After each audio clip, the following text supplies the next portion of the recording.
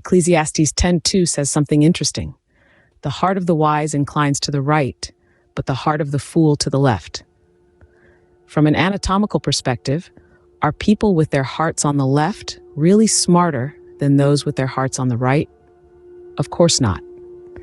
The heart's position, whether slightly to the left or in rare cases to the right, a medical condition known as dextrocardia, does not determine one's intellectual prowess. This is simply an interesting anatomical fact. Yet the concepts of left and right hold a myriad of symbolic interpretations across cultures, each with its own unique significance. Consider the terms left wing and right wing, often tossed around in political discussions. These terms are classifications of political ideologies, where the left signifies progressiveness and radical reform, while the right implies conservatism, gradual change, and the preservation of tradition. Interestingly, ancient Chinese thought flips this narrative. In the philosophy of yin and yang, left is associated with yang, symbolizing masculinity and assertiveness, while right is aligned with yin, embodying femininity and gentleness. This cultural interpretation permeates daily life, from public restrooms to wedding traditions, where the man is typically positioned on the left and the woman on the right. In Judaism, the left hand is considered unclean, and its use is avoided where possible. The right hand, on the other hand, symbolizes cleanliness, respect, and sanctity. The Bible frequently uses left and right as metaphors, often representing two opposing sides, such as good and evil, righteousness and unrighteousness.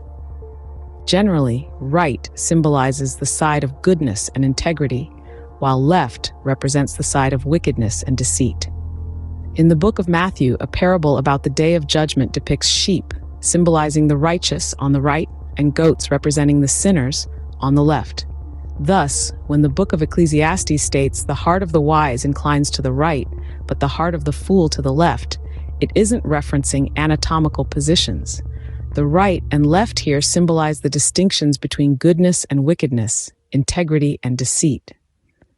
In the book of Matthew, Jesus tells a parable about Judgment Day, where he says, "He will put the sheep on his right and the goats on his left. Then the king will say to those on his right, 'Come, you who are blessed by my Father. Take your inheritance, the kingdom prepared for you since the creation of the world. For I was hungry, and you gave me something to eat.